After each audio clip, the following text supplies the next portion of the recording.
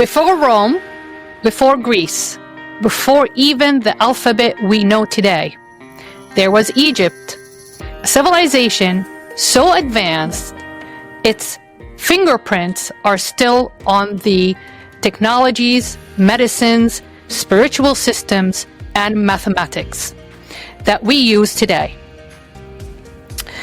Ancient Egypt, the origin of innovation and the bridge to Canaan opening hook.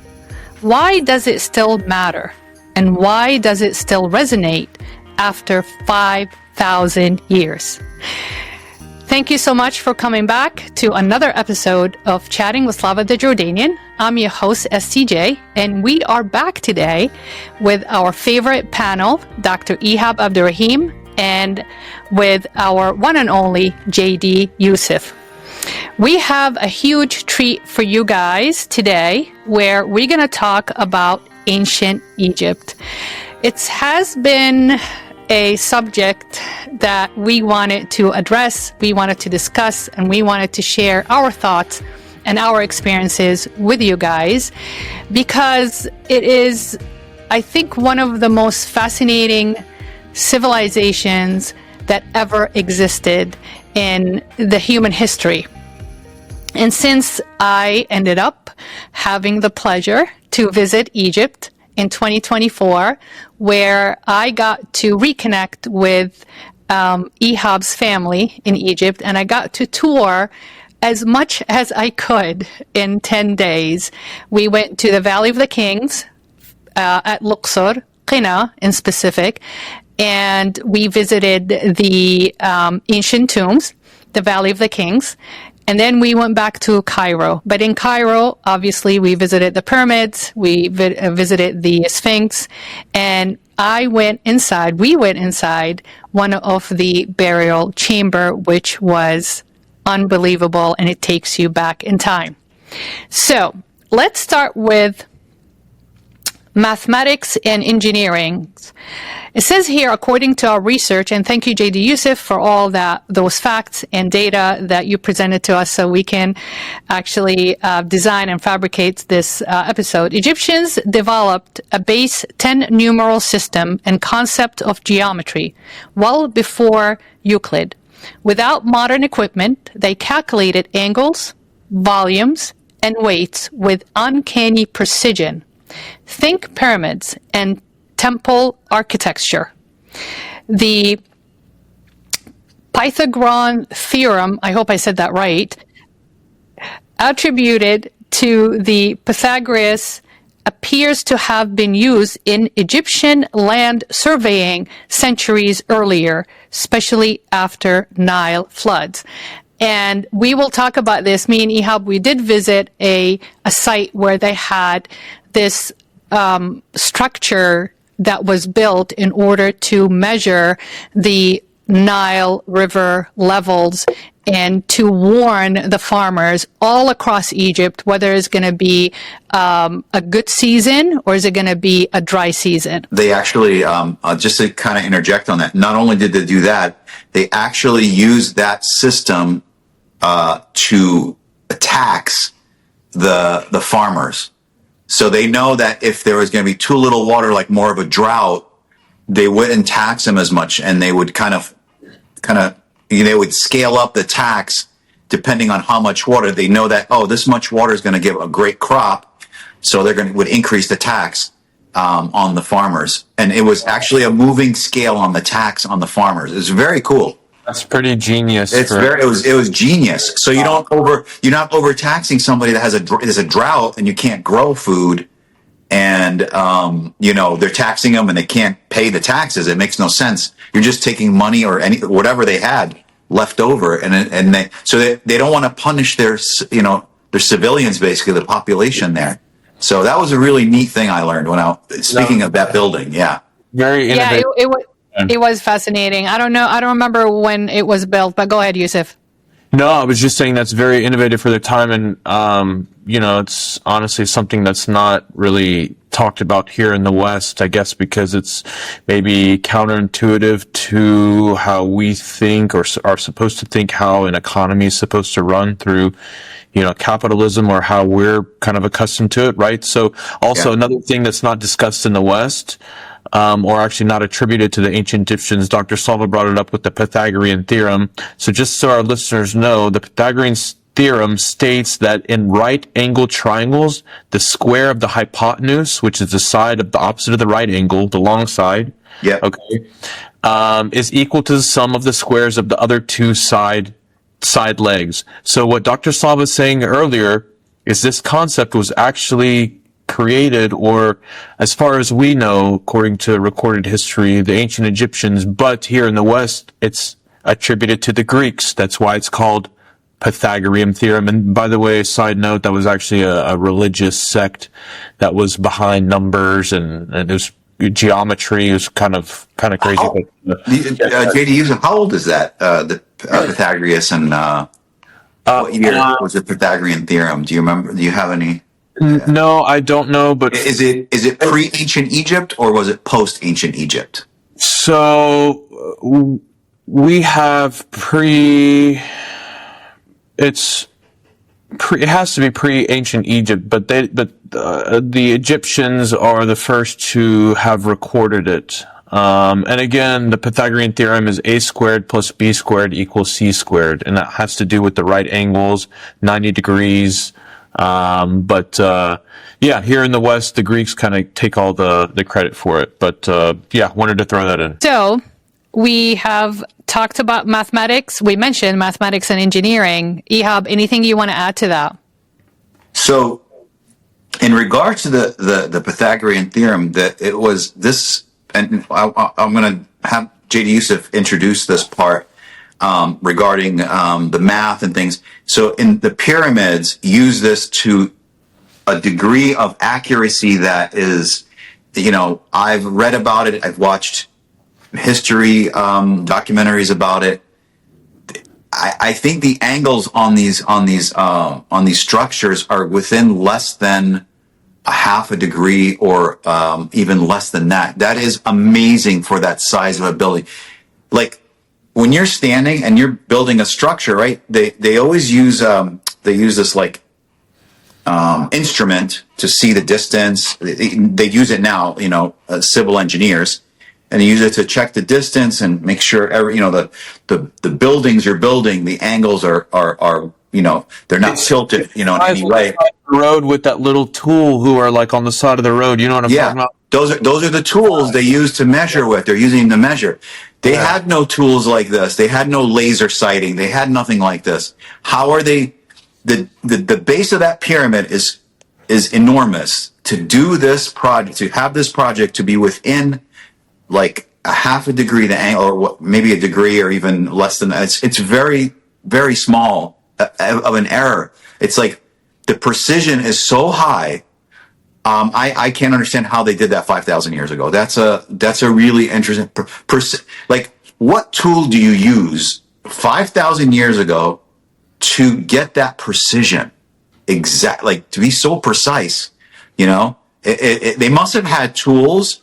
Maybe that I didn't see in the research, but I at least from what I've read and from what I've seen and documentaries and museums, I don't remember seeing anything sophisticated that they used that still lives on now. So something could have they could have had some very sophisticated techniques that didn't make it to us. Like, did not explain how that, because again, nobody knows how they built the pyramids. How did they move those big blocks? Nobody knows. They try now to do it with even construction equipment. It's very difficult. So how do people move blocks from, quarries that were, I think hundreds of miles away? It was very far to the south.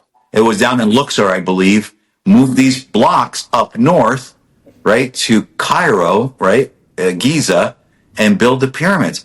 That's a whole nother thing. That's a whole other piece of engineering. Forget about the part getting the pyramid with the right angles and everything precise? How do you transport these blocks that are many, many tons up from the south to the north? Again, they had some theories. They used boats where the Nile was still flooding close to the, or had a channel close to the pyramids. So they were able to use these boats to move those blocks up with the river, the Nile, up to that location in Giza. So that's the most plausible. Yeah. So they actually did some. So it's plausible because they did some satellite image or some kind of imagery where you saw the channels under the sand that went from the Nile. You could see that branching off the Nile right up to the Giza plateau there, that area. And to be honest with you, that area is now is desert. So when we visited it, it was just desert. But back in that time, supposedly there was a lot of vegetation in that area, right? So obviously they had water there to somehow supply a water supply. It is the Nile, obviously that was the water supply. So it's not far fetched, and this imagery shows that the Nile had a branch going right up to the pyramids. But I mean, what do you think about like the whole math and because kind of on that part with the ancient Egyptians? So as you keep bringing up this point and this word precision. Yeah. This precision of alignment. So this is interesting. The pyramids of ancient Egypt, particularly the Great Pyramids of Giza, exhibit a remarkable degree of precision in their alignment to the cardinal directions north, south, east, and west, right? Oh, yeah. The celestial significance, the pyramids' orientation demonstrates the Egyptians' mastery of celestial observation and their integration of astronomical knowledge into their monumental architecture. The alignment with the north, for instance, reflects the Egyptians' belief that their pharaohs would become stars in the northern skies after death. There's a Orion's belt correlation, and there's a correlation that other pyramids in other societies have this sort of precision that you're talking about. So you can even actually go to the Incan and Mayan pyramids in the south of Mexico and in Central America, and you'll see this sort of orientation, which is wild at the time, because as of right now, we know that these two societies never met one another, but they still had so that's wild just to even conceptualize that. But go ahead. And like you were talking about the north, where these pharaohs believe they're going to be these northern stars. The true north of the Great Pyramid of Giza is aligned. Now here's the correct aligned to less than 0.05 degree error. 0.05 degree. That is even hard at this time where they struggle now today with that kind of precision, right? With satellites, it's good, but without satellites, it'd be very hard to do. So, back 5,000 years ago, you had no even idea of what a satellite is, right? So, or no telescopes, nothing. No, you're actually looking with your eye, and again, we're saying no telescopes, but maybe they did have telescopes. Right? If you think about it, I mean, if you're looking up in the sky, right, and you're looking at the northern star, or northern star, and you're going, okay, you're trying to precisely get this northern star to align with that pyramid. I mean, that's an amazing feat in itself. Okay, and all three pyramids of Giza are aligned with Orion's belt, the three stars, right? So you have the three stars and the three pyramids of Giza. Yeah, it's wild. It's wild. So not only that, but remember, Ihab, when we were in Egypt and we went inside the burial chamber, one of the pyramids. Yeah. I learned that they built the pyramids from the inside out, which I did not know. So the burial chamber got built first, and they built it outwards, the rest of the pyramid. Yep. That's crazy, because when you walk into the pyramids, we have lights in there and they're trying to get air in there. There's no air and there's no light. and they constantly were building. Building never ever stopped for I don't know how many years it took. You said you had what, 50 to 60 years? It took about 30 years to build it, and this is the amazing thing. It was a big civil project. So think about this. You have to get buy-in from everybody. This is not like, oh, you're going to get a bunch of people and you're going to force them to do it. It was not like that. The majority of people that did this wanted to do it. They were paid, right? So there was a group of, peasants as well as Egyptian peasants and Egyptians that were there as part of building this project. So it took 30 years, and almost 100,000 people were involved in building these pyramids over 30 years. So I'm sure not all 100,000 people lived the full time. I mean, it was, people would die and some people would come in, I'm sure, younger people. And you not only had people building the pyramids, you had to have a structural group. And you think about this, when you build the building, you have to have civil engineers, you have to have, mechanical engineers, you have to have all this engineering. So on top of these people that are the labor force that are being paid, and you did have some slaves for sure. I'm not saying there were no slaves, but the majority of people you have to have buy-in of this civil project that was so large on a scale. It's enormous thinking back then, right? It's an enormous scale. It's like saying we're going to build, the Empire State. That was a big project, but we had the tools. We were advanced enough to do that. You're going back to build a building, which is, the pyramid is enormous, and its size and scope of the project with, I'm sure, multiple engineers on the project running the different, you had engineers running the parts of how they moved the bricks, or the blocks up from the south to the north. You had engineers involved in thinking about how they're going to stack these blocks and be that accurate and precise when they stack it. These blocks are enormous. I mean, I was standing next to them. They're about right up to my shoulder from my feet. So it's about 5 feet in height. The width is longer than my height, and the depth is long. It's really they're large blocks. So the construction was just amazing. So, but anyway. Yeah, I mean, add to that, there's no light. So when I asked the guide that took us to Luxor, how did they build that from the inside out? And there was no light. So she said that they used to have light engineers. The light engineers are basically fabricated these big, huge mirrors that polished will metal, have a trail of people holding those metal mirrors, reflectors, from the inside out to reflect the light, the sunlight in a precise angles for the engineers and the construction workers internally to give them light. Now, yeah, that's really that neat. alone, right? Engineering and designing the angles of the light and moving that constantly as the sun moves through the day. That's to big. Achieve the precision engineering that you see the pyramids have been built with. That is fascinating. I mean, going to Egypt, there's so much to see, but the little snippet of knowledge and information and discovery you build just talking to the locals or talking to guides or talking to even the people that live there. People live in Giza. It's a very overcrowded, domesticated neighborhood. But also, people are driving to work, passing those pyramids, and people are working around the pyramids, whether they're guides or they have the restaurants and the museum.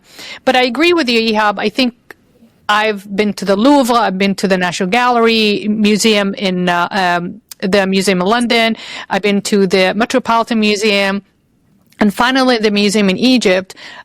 I never seen any sophisticated tools that would explain Yeah. the marvel of those pyramids. I mean, you were walking towards it, and you're asking yourself, "Am I really seeing what I'm seeing right now? So is this real?" Here's what I it's amazing. I got to talk about this because I was just thinking about this. They were in the Copper Age. Okay, I don't think they had steel then. I don't believe they had steel. Am I right on that? Because I'm not sure, honestly. Yeah. Usually, history is broken up into before the Bronze Age, Iron Age. Yeah. So they're not. I don't believe they were in the Iron Age. I don't believe so. Yusef, let me know. Kind of take a look at that right now. But while you're doing that, I'm regarding the workforce. They were not a seasonal workforce. It was actually a permanent workforce that lived near the pyramids. And what's really neat is right now they're excavating that area and they're finding these homes that verify this, that these people were there and lived there. And they would work X number of days and they would have certain days off. I mean, it wasn't like they were working like 7 days a week. I don't think they did that, because they gave them some time to rest. But, if that's the case, if they're in the Bronze, Copper Age, right?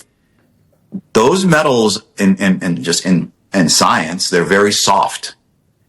Okay.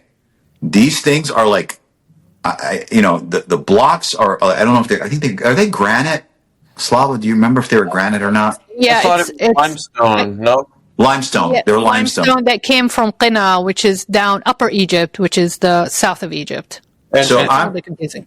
Go ahead. You were going to give us the bronze kind of. I was going to say, limestone, by the way, is a very porous rock too. So, like, dealing with it, you have to have some sort of knowledge, because if you have it as your base, then that's not good, right? Yeah. So, like, you have to in that. But yeah, to your point, Dr. Ihab, the pyramids were built during the Bronze Age, which again for our listeners falls between 2600 or roughly 3000 and 2000 BCE. And then after that, because time works backwards that way, 3000, 2000, 1000, and then we start going that way.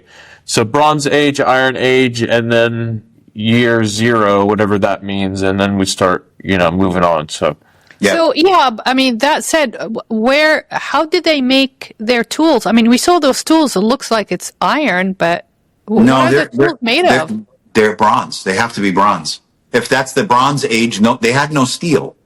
So bronze is very soft. Even, I mean, I understand limestone is porous, but again, to shape these stones with bronze is that's a tricky bit. Bronze and copper, right? Yeah, bronze and copper. So according to you, they had a work camp, right? A labor camp, basically, that had, I think they had shifts too.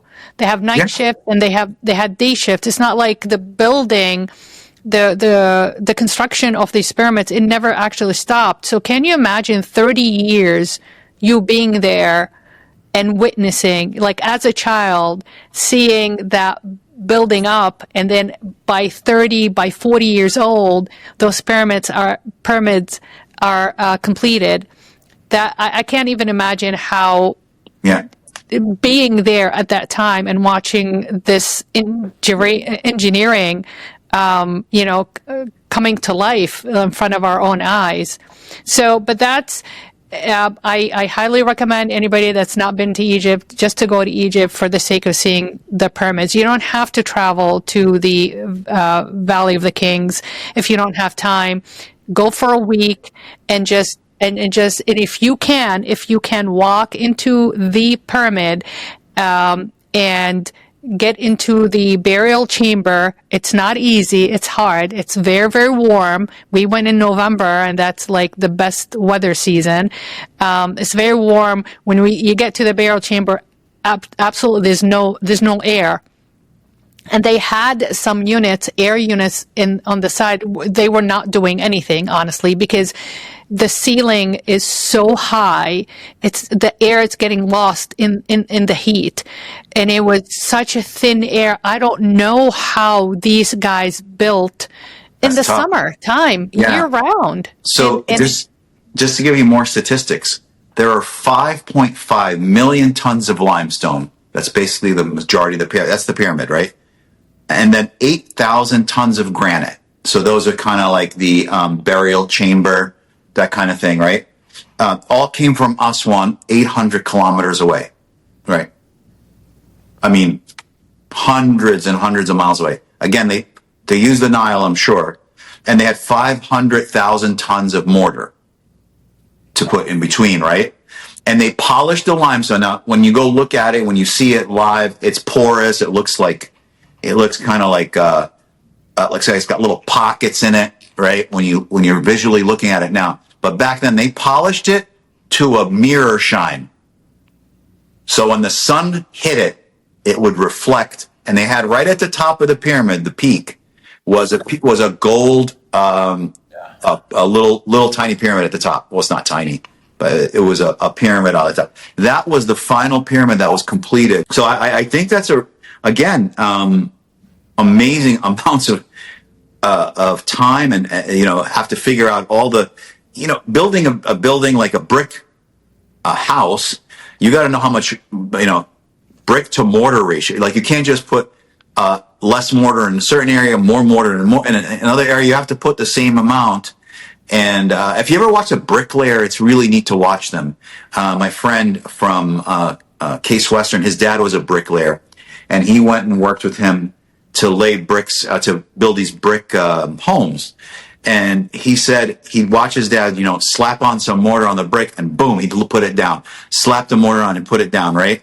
And then slap the mortar to the sides and would put the bricks. So he thought it was, easy.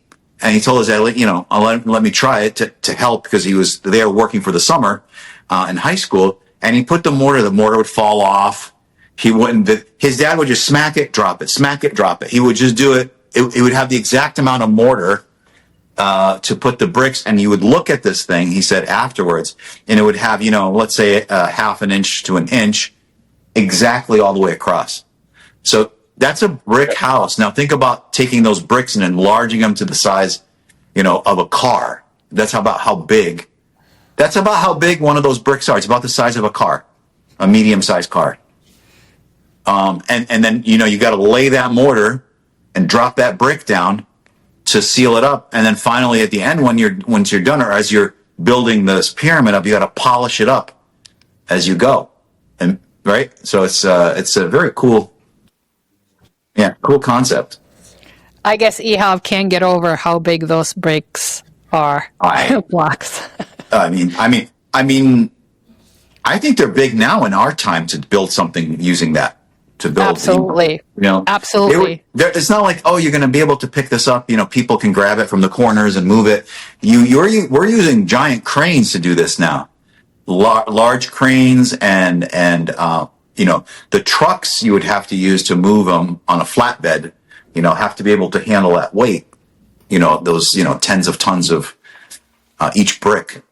But anyway, that's kind of my take on the pyramids and how it was built and how many people are involved, the amount of material that was involved, the amount of engineering that was involved, the math and science that was involved.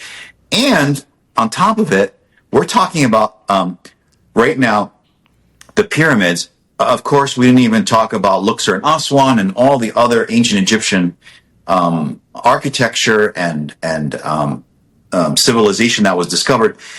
Again, I just read something that they talked about that came out in 2024. Only 1% of ancient Egypt was discovered. 1%.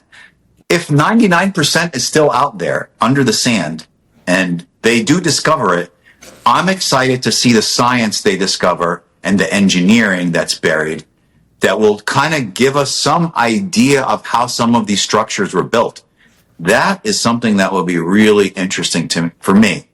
Because right now, everybody's guessing on the pyramids, they moved the blocks this way. They had a certain number of people. They put oiled logs underneath and it would roll on there and stuff like that. So, putting oiled logs under a giant stone, I think about this. You're putting oiled logs. If you don't have a roadway, you're moving the back log to the front and oiling it on sand, all you're doing is just getting dug into the sand. It's not going to roll.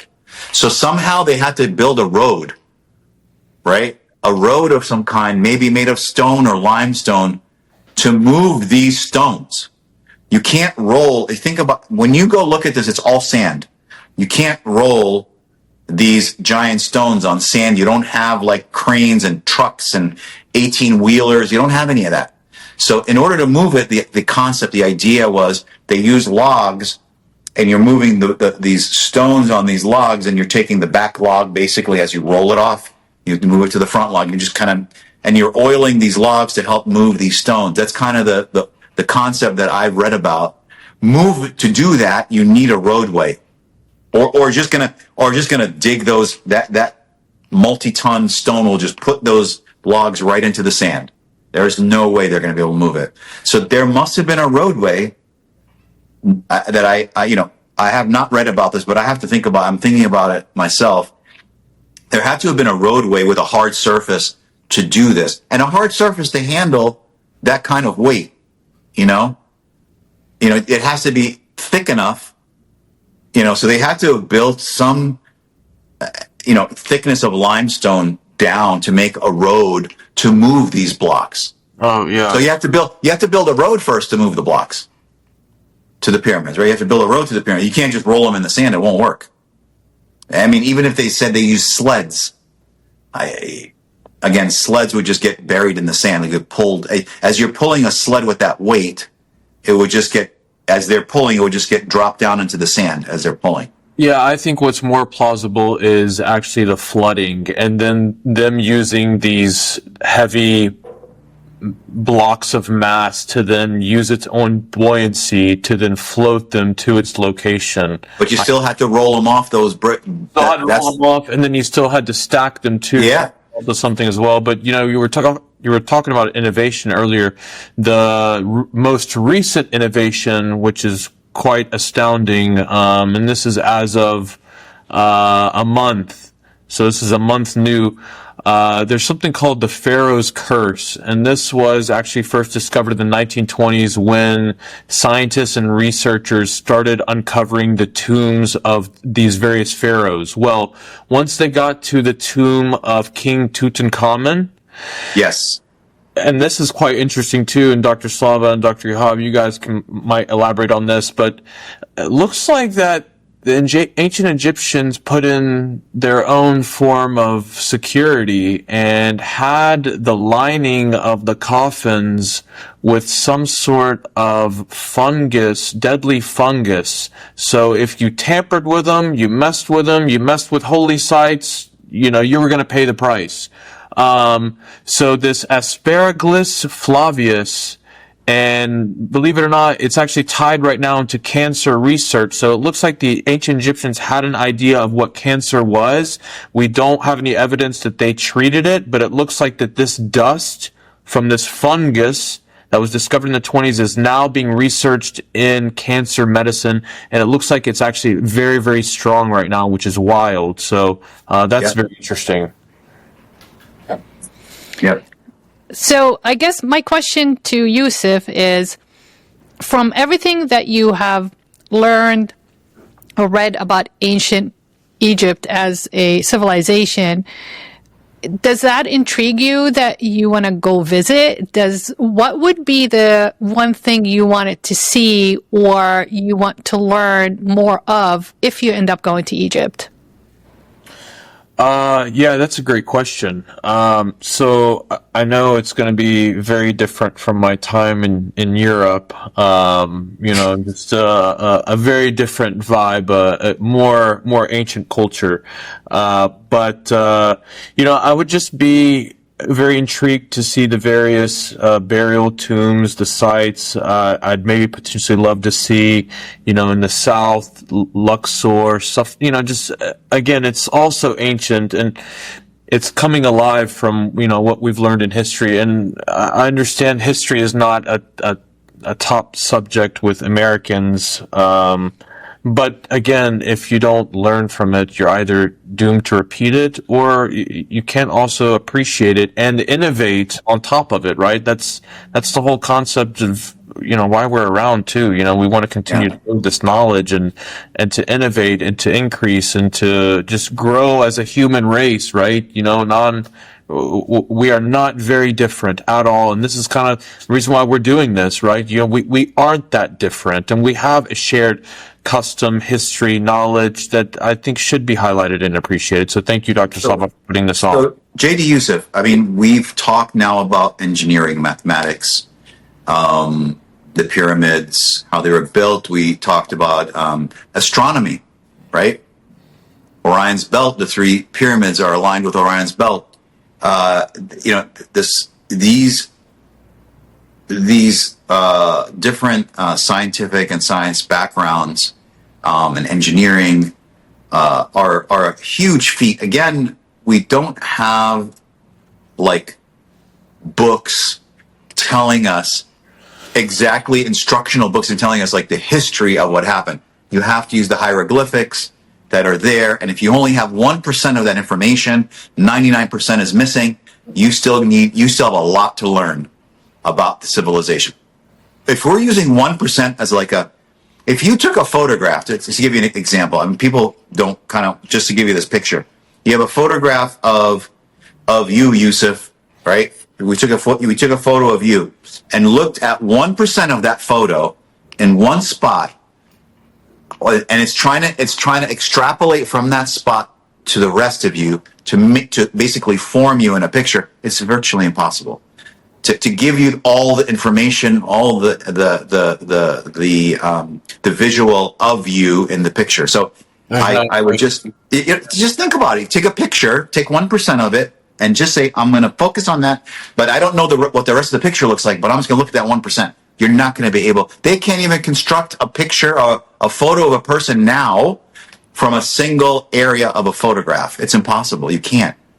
How do you do it? You can't extrapolate from that 1%. You're exactly right. And to your point, we only know right now of human recorded history up until 5,000 BCE, right? Yeah. We're discovering things that are predating that, like Göbekli Tepe in Turkey. Yeah. It's been dated, this civilization that was underneath the ground, which is wild. A whole city built out underground, 10,000 BCE. That we know nothing about. So the human condition also, I think, goes, Homo sapiens have been around for 300,000 years. So again, you talk about a 1%, right? 300,000 years is our history, but we only know recorded history about 5,000 BC. So it's not even a drop in the bucket. We really don't know anything. Right. And also, to your point, we may not have that physical, but also what we try to do, historians, researchers, scientists, they try to take all these pieces and to try to come up with a story, a theory, a hypothesis, right? And then try to test it, naturally. So what we do in Egypt is, if we don't have, these physical, relics, they'll look at other cultures that had connections or interactions with them, read what they said. So, for example, the Canaanite Phoenicians were included and talked about in the Amarna letters, which were a diplomatic, political correspondence between the Egyptian pharaohs and then the kings of the Canaanite Phoenician city-states, right? Yeah.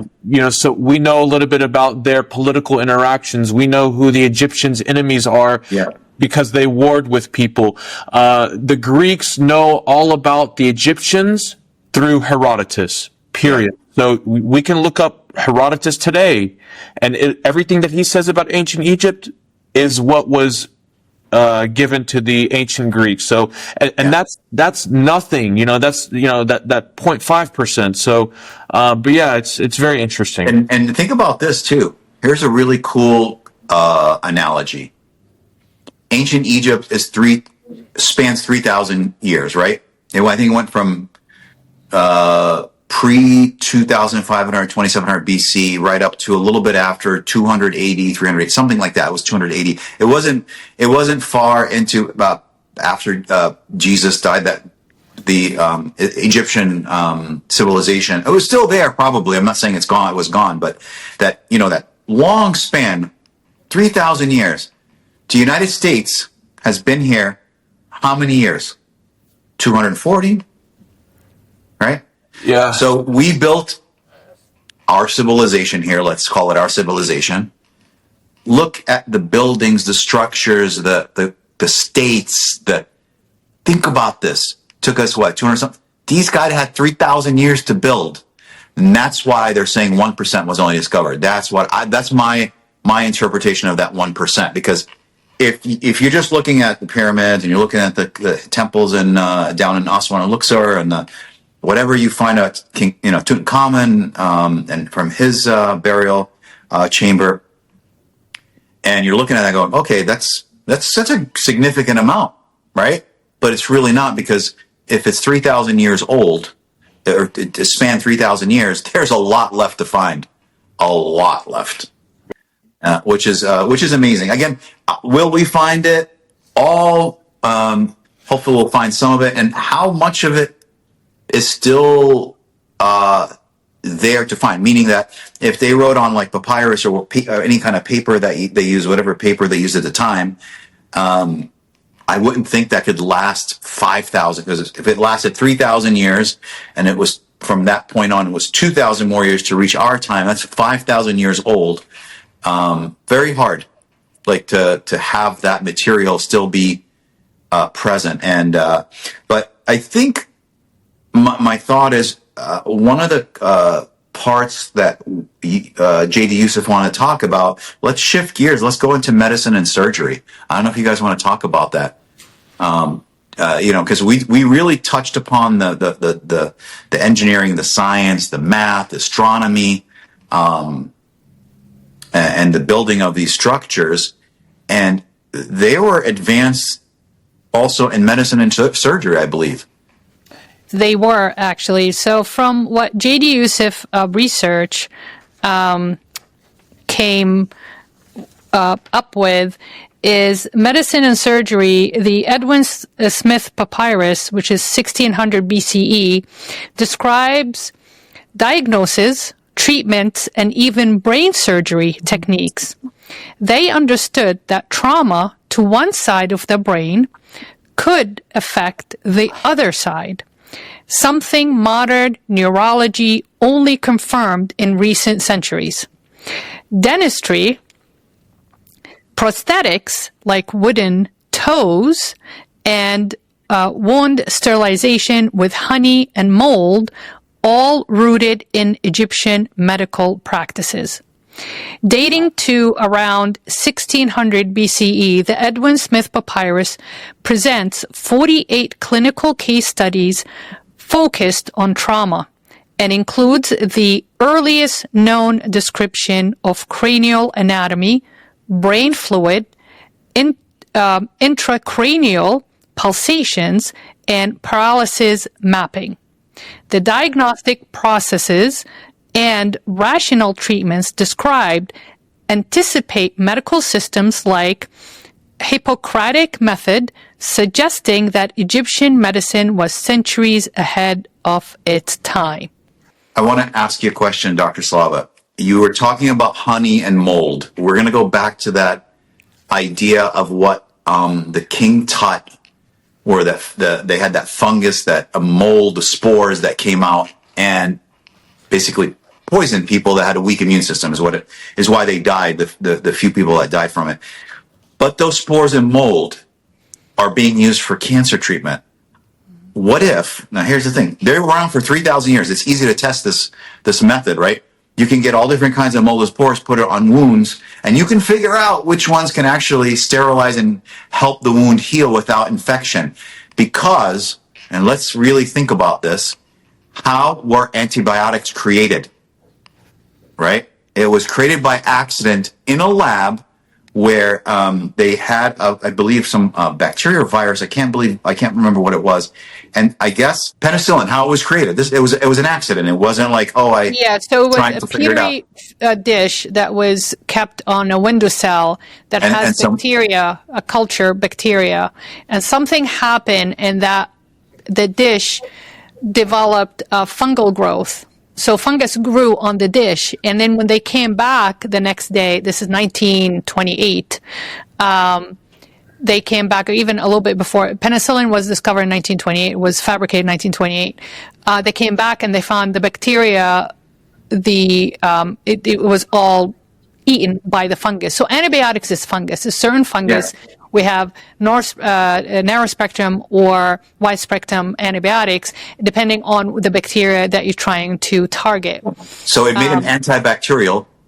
So the fungus created an antibacterial. So what happens, it fell, this fungus somehow got onto that Petri dish. They left for the weekend, I believe. They came back and the bacteria, whatever, it was gone. Like it was not growing. It was done. So then they said, what the heck happened? So they had to reproduce this, and they had to figure out from that Petri dish what that fungus was. And they did, right? And it was called penicillium, it was called, formerly known as Penicillium notatum, right? So, but again, it's a mold, it's a fungus, it's something that I'm sure they tested, and they probably had this down within a few hundred years. Where, remember, science is all trial and error. Things don't just pop into existence, right? We have to actually come up with a method, some idea, and we have to prove this idea with various observational and laboratory tests. With respect to this, they probably they didn't probably test on animals. They probably just tested it on humans. Right? They didn't really think about, we'll do animal testing and then we'll go to human testing. No, they just went right to humans and checked it. Okay, this mold didn't work. This guy's leg got this growth, and the leg had to be cut off or whatever.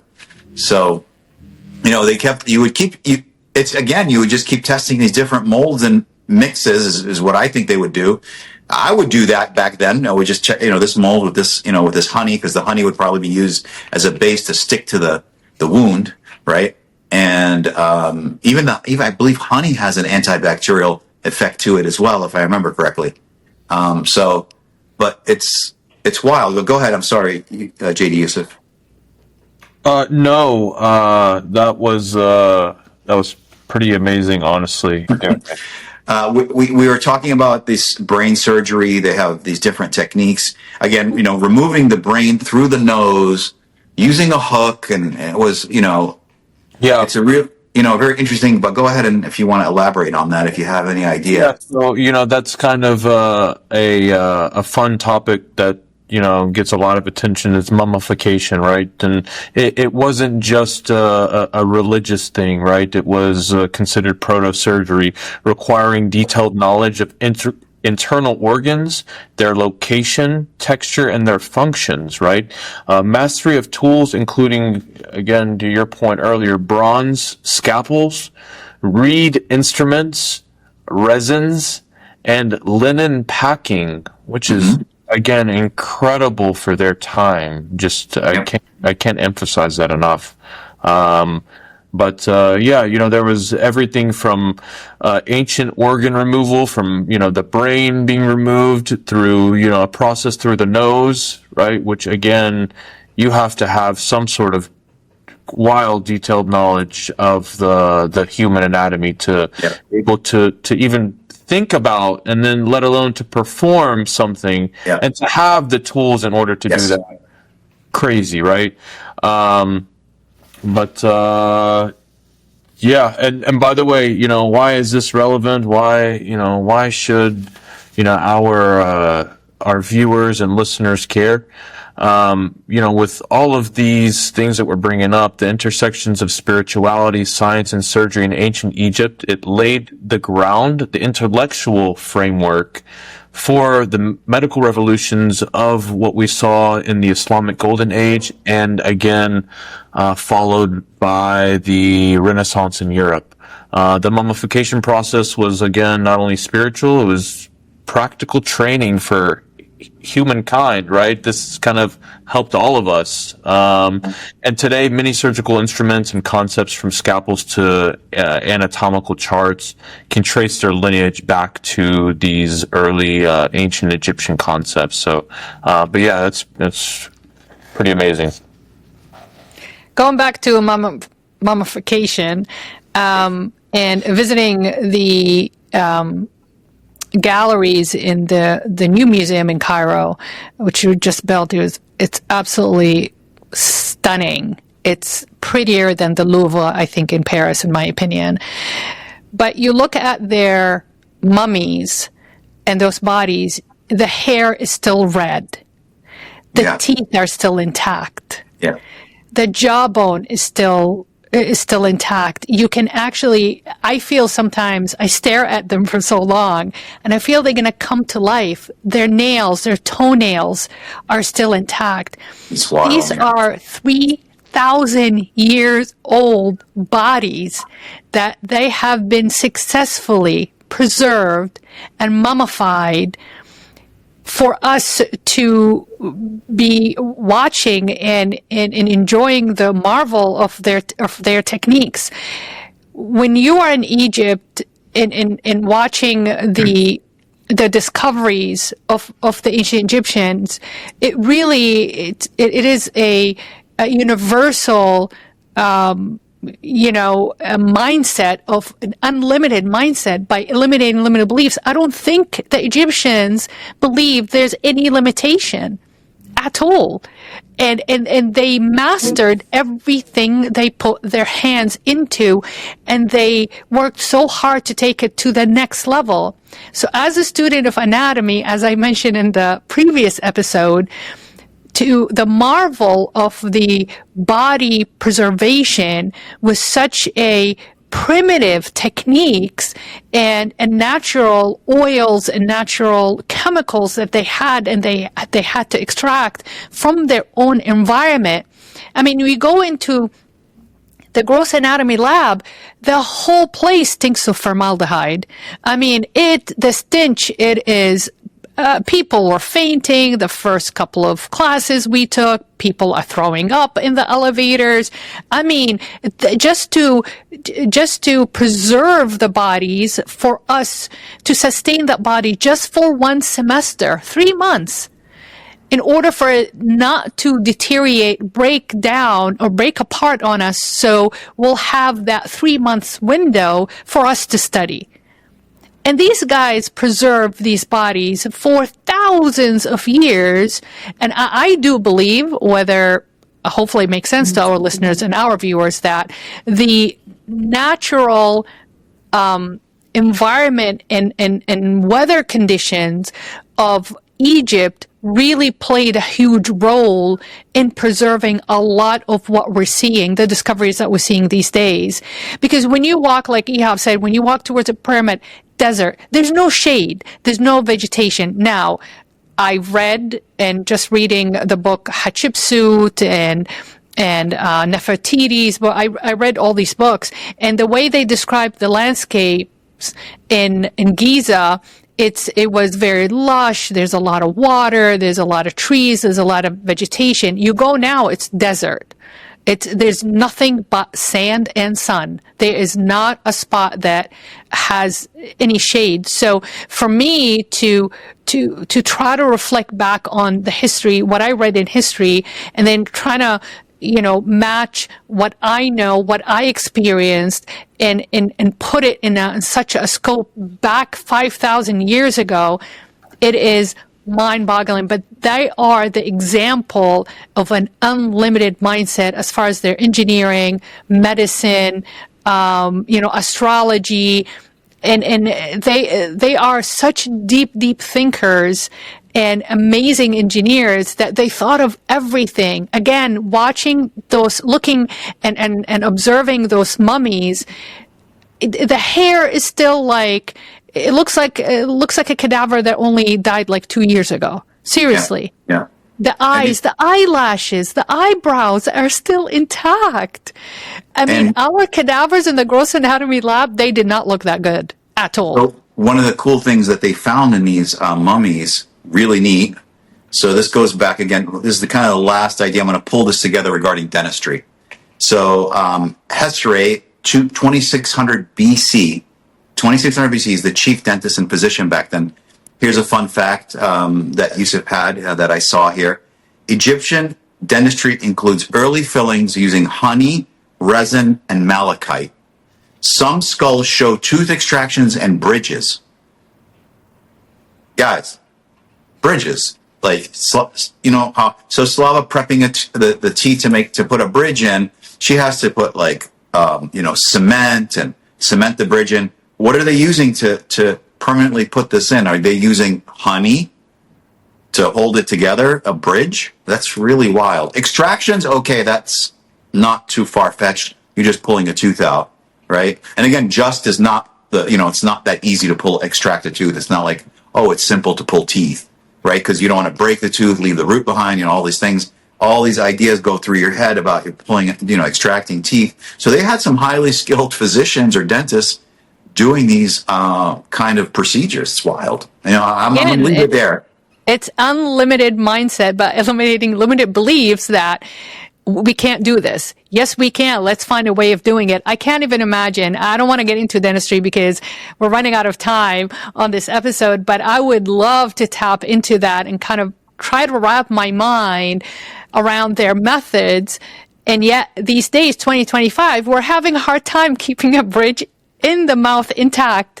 Patients are breaking their zirconian bridges, breaking their porcelain bridges. And you tell me that the ancient Egyptians used resin, right? And honey. Yeah, I mean, for the fillings. The resin and honey for fillings, yes. That's crazy. You know how many times a patient come in, my filling came off, my filling came off, my filling came off. And that's the top-notch technology we have. We should do I'd love to see we elaborate on this, and I agree with you. Go through time, starting when the first time you see dentistry and what civilization. I don't know what civilization had it, but it would be great all the way up to modern time. And we can hit the main points, but I think that would be a really cool episode. And I think that would be, kind of launching off this episode. There's multiple things we can talk about from this episode, but that will be a really cool one. Like Dr. Slava was saying, she had a lot to say. Oh yeah, I'll be very interested to just the research alone. I think is going to be so exciting. But thank you guys for coming on today. Thank you for our audience for listening and for watching. And please, if you like this content, let us know so we can continue doing these episodes. As a reminder, they are uploaded every single Wednesday on the Spotify and the Apple podcast platforms, and they are available for you to watch as a video on our YouTube channel, Greenwood Dental Partners. So don't forget to like, share, and subscribe and hit the notification button. That way you won't miss any episodes. So thank you again so much, and I hope to see you next time. This is Slava the Jordanian.